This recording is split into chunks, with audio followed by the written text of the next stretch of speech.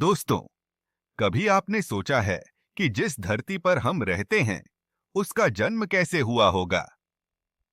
हमारी प्यारी धरती, जो हमें पानी, हवा और जीवन देती है, वो हमेशा से ऐसी नहीं थी।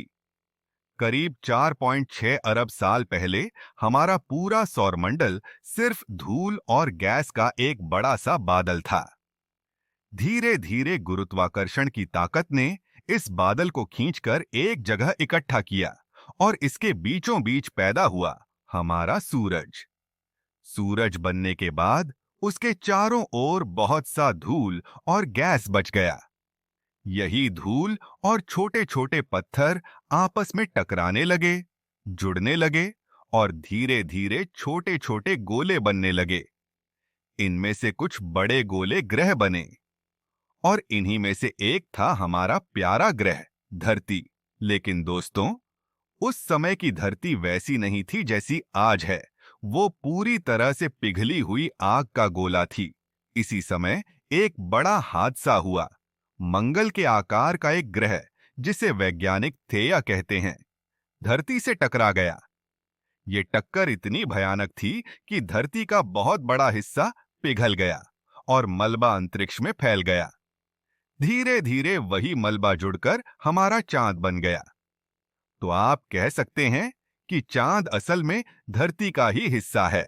इसके बाद लाखों साल तक धरती ठंडी होती रही, ज्वालामुखी फटते रहे और उनसे पानी की भाप और गैसें निकलती रहीं। यही गैसें इकट्ठा होकर धरती का पहला वायुमंडल बनी। फिर करोड़ों सालों तक लगातार बारिश होती रही और धीरे धीरे महासागर बन गए।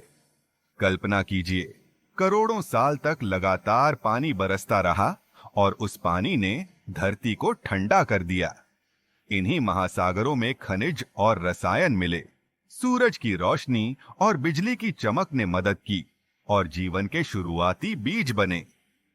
धीरे धीरे छोटी छोटी कोशिकाएं बनी और करोड़ों साल के विकास के बाद वही कोशिकाएं आज इंसान, जानवर और पेड़ पौधों के रूप में मौजूद हैं। तो दोस्तों, धरती का जन्म एक साधारण कहानी नहीं है। यह अरबों साल पुरानी एक यात्रा है। आग, टक्करों, बारिश और बदलाव की यात्रा। सोचिए, अगर उस समय थिया धरती से न टकराती तो शायद हमारे पास चांद न होता, और अगर लगातार बारिश न होती तो शायद महासागर न बनते और जीवन कभी शुरू ही न होता। आज जो हवा हम सांस में लेते हैं, जो पानी हम पीते हैं और जिस मिट्टी पर चलते हैं, ये सब उसी पुरानी कहानी के गवाह हैं। हमारी धरती सचमुच एक चमत्कार है। तो अगली बार जब आप रात को आसमान में तारों को देखें, तो याद रखिएगा, हमारी धरती भी कभी उन तारों की तरह सिर्फ गैस और धूल का एक टुकड़ा थी। अरबों साल की मेहनत और प्रकृति के खेल ने इसे आज का सुंदर नीला ग्रह बनाया। और यही वजह है कि हमें अपनी धरती को बचाना और संभालना चाहिए, क्योंकि इसका जन्म लाखों चमत्कारों और अरबों साल की यात्रा का नतीजा है।